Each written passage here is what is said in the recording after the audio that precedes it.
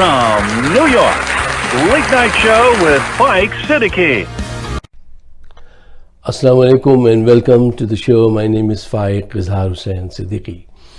साहिबों, पाकिस्तान में मौजूदा इंतशार जनाब बाजवा साहब और चीफ जस्टिस बंदियाल साहब ने पैदा किया है और इसे ख़त्म भी यही दो हजरात कर सकते हैं और इन्हें करना पड़ेगा।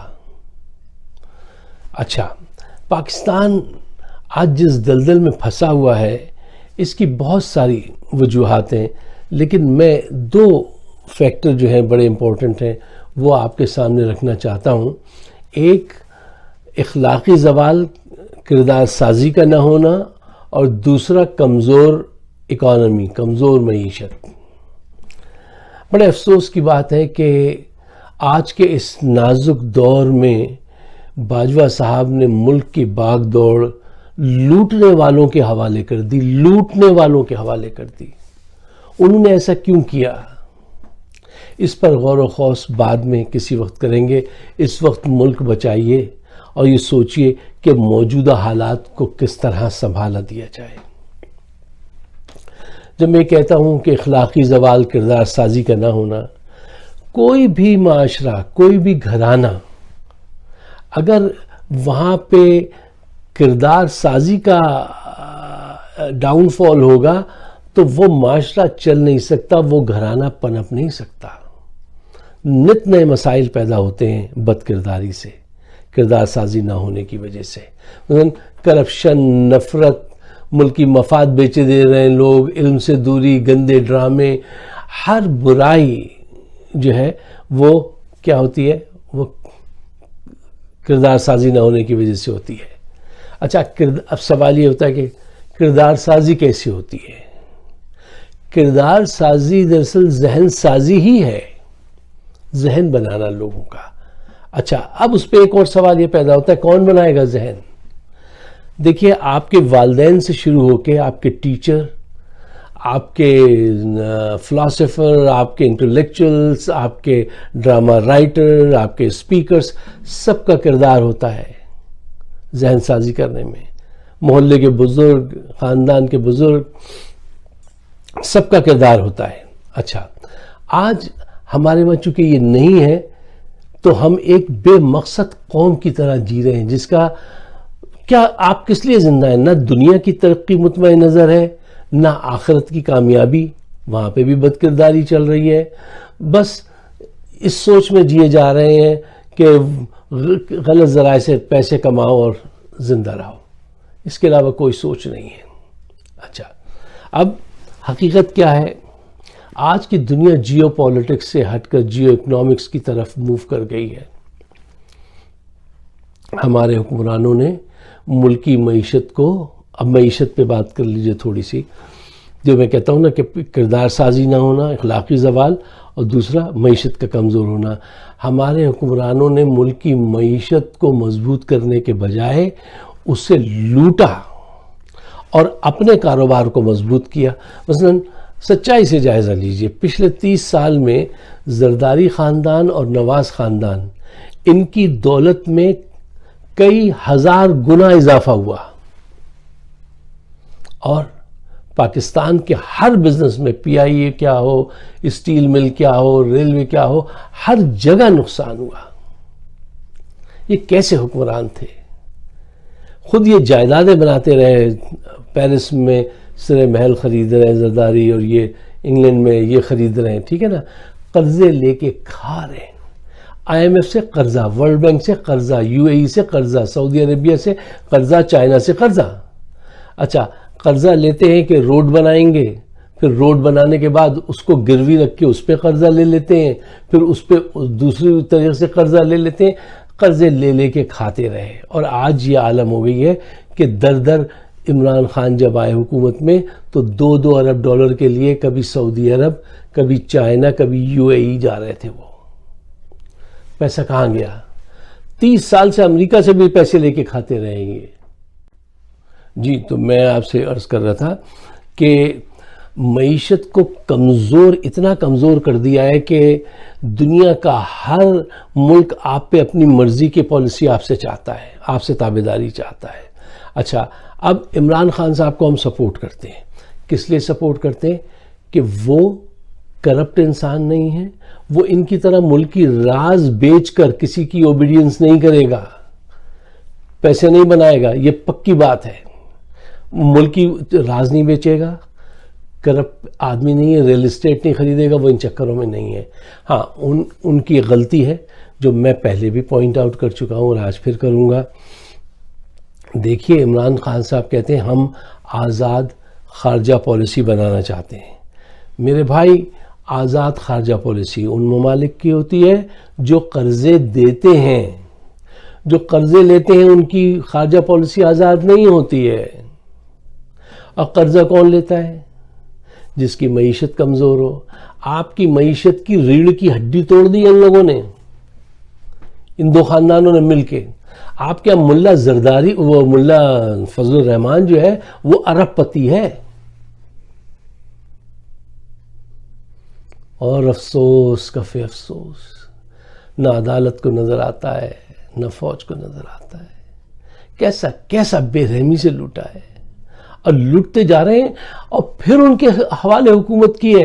یہ تو ایک ایسا سانحہ ہے کہ اس پہ جتنا سوچو تو وہ باجوہ صاحب کی عقل، ان کا کردار مشکوک ہونے لگتا ہے، جبکہ میں ان کو بہت پسند کرتا ہوں۔ میں سمجھتا ہوں وہ بڑے ایونکولر پرسنالٹی ہے، اور جہاں پہ بھی گئے پاکستان کے لیے اچھائی کر کے آئے، جس ملک کا بھی دورہ کیا۔ وہ بہادر بھی ہیں اور ڈپلومیٹک بھی ہیں بڑے۔ اچھا، خیر، تو اب عمران خان صاحب کو یہ بات سمجھنی چاہیے کہ دیکھیے، اگر آپ اپنی معیشت مضبوط کرتے چلے جائیں، خاموشی سے وقت گزارا کیجئے، زیادہ بولا مت کیجئے، بولتے بہت ہیں عمران خان صاحب۔ دیکھیے، معیشت مضبوط ہوتی چلی جائے گی تو ایک وقت ایسا آئے گا کہ آپ ایسے کھڑے ہوں گے، اور پھر کوئی آپ سے یہ نہیں کہے گا کہ اپنی فارن پالیسی میں تم یہ کرو یہ نہ کرو۔ جس کی معیشت مضبوط ہوتی ہے اس کی خارجہ پالیسی خود بخود آزاد ہو جاتی ہے میرے عزیز۔ اور ان حالات میں، جن حالات میں آپ ہیں آج، اگر آپ اس میں یہ ایٹیٹیوڈ اپنائیں گے، یہ رویہ، ایبسلوٹلی ناٹ، ہم اس کیمپ سے اس کیمپ میں چلے گئے۔ ایک تو میں پاکستانی قوم، اپنی قوم سے اتنا پریشان ہوں کہ کس ایٹیٹیوڈ کے ساتھ زندہ ہیں یہ 2022 میں۔ وہ چائنا سے اگر دوستی کرتے ہیں، چائنا گئے شہباز شریف صاحب، اب وہاں پہ بھاٹی گیٹ ٹائپ کا اسٹائل اپنا لیتے ہیں۔ ہماری دوستی ہمالیہ سے اونچی، سمندر سے گہری، شہد سے میٹھی ہے۔ ارے بھائی، یہ کوئی بھاٹی گیٹ پہ تقریر ہو رہی ہے؟ دیکھیے، میں پہلے بھی کہتا ہوں، یہ بگ بوائز گیم ہے۔ امریکہ، چائنا، رشیا، ان میں کسی کے ساتھ مت دو، سب کا ساتھ دو، بچ کے نکلو ان سے سب سے۔ ایسے اسٹیٹمنٹ دیتے ہیں، ہم چائنا ہمارے ساتھ ہے، ہمارا دوست ہے۔ بھائی، کوئی کسی کا دوست نہیں ہے، کوئی کسی کا دوست نہیں ہے، صرف مفادات ہیں۔ تم کیوں نہیں سمجھتے اس بات کو؟ اور کتنی شرم کی بات ہے، تمہیں اتنا ایمان اللہ رب العالمین پہ ہو نا، تو کیا سے کیا ہو جاؤ، ہمارا چائنا ہمارا دوست ہے، اب چائنا سے دوری اختیار کر رہے ہیں۔ اتنا کچھ قریب جانے کے بعد اب دوری اختیار کر رہے ہیں، اب ایک نئی صورتحال پیدا ہوگی۔ اچھا، تو میرے کہنے کا مطلب یہ ہے، کسی سے بھی دوستی ہو تو زیادہ شور مت مچاؤ، خاموش رہا کرو اور نرمی سے بات کیا کرو۔